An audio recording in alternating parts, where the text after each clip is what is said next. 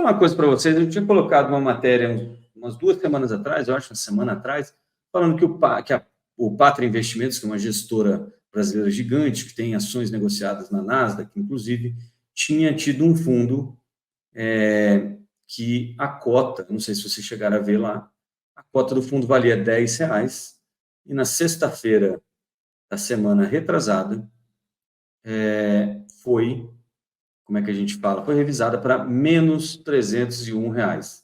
Isso quer dizer que, pode colocar aí, os cotistas podem ter que cobrir esse rombo estimado em R$16 milhões. O fundo era um fundo que investia em uns shoppings, um grupo de shoppings era o único ativo lotado de dívidas. Eles resolveram vender, então, e aí ficou os custos da venda para os cotistas colocarem um dinheirinho a mais. Aqui, a conta que a gente fez aqui é mais ou menos o seguinte: tem menos de 50% dos cotistas são pessoas físicas. Então, no caso das pessoas físicas, cada um aí deve colocar, em média, R$150 mil. Lembrando que isso é uma média, então vai ter gente que coloca mais, tem gente que coloca menos, dependendo de quantas cotas tem no fundo, tá? Por que a gente está falando tanto disso, né? E por que isso é importante? Porque muita gente não para ver como funciona o regulamento dos fundos. E muitos fundos preveem que, se o fundo tiver prejuízo, você, cotista, tem que aportar dinheiro. Então, prestem atenção nas coisas. Pode subir aí, eu falei com um advogado, inclusive, falando sobre lei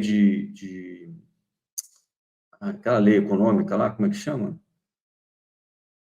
Ó, o Guilherme Guerra dizendo o seguinte, ó: não há limitação de responsabilidade dos cotistas previstas no regulamento. Isso quer dizer o seguinte: não tem nada que limite o quanto eles têm que aportar. Ou seja, os cotistas podem ser demandados pelo administrador para que aportem recursos adicionais. Essa questão não se refere à chamada de capital prevista no regulamento, mas sobre a não limitação de responsabilidade.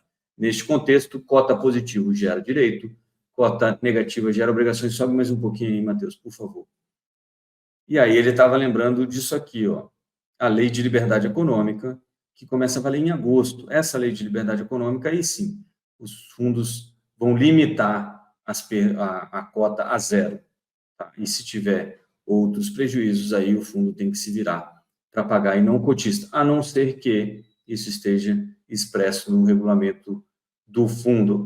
Como é que eu faço para ver o regulamento do fundo que eu invisto? Vai até a internet, procura lá, sempre tem lâmina, regulamento, está tudo disponível provavelmente no site da própria gestora. Se você tem um assessor de investimento, pergunte a ele, faz ele fazer essa pesquisa para você e dizer se, caso o fundo que você tem dinheiro investido ficar negativo, como esse do Pátria, você tem que aportar dinheiro ou não. Imagine o seguinte: essa cota aí que passou de 10 para 300, menos 301, a cota inicial foi R$1.000, tá? Então, de 1.000 já tinha caído para 10, né, 99% de queda, e agora ficou devendo R$300.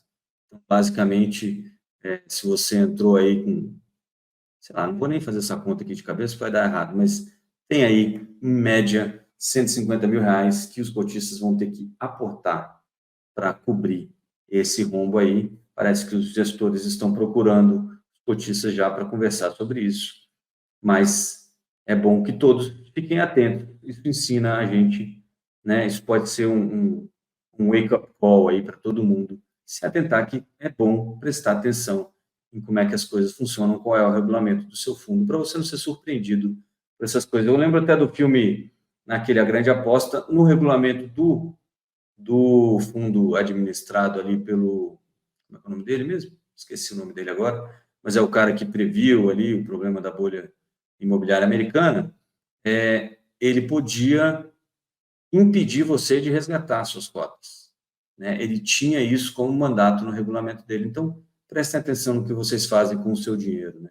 É aquele negócio que o Peter Lynch fala, que muita gente, para comprar uma televisão, o cara pede opinião da mãe, do pai, especialista, vai na loja 300 vezes, lê um monte de coisa, estuda sobre a TV, não sei o quê, e daí, então, toma a decisão de que televisão ele vai comprar. Para comprar uma ação ou para colocar o dinheiro no fundo, ele ouve uma pessoinha só no ônibus sem querer e já coloca o dinheiro dele lá.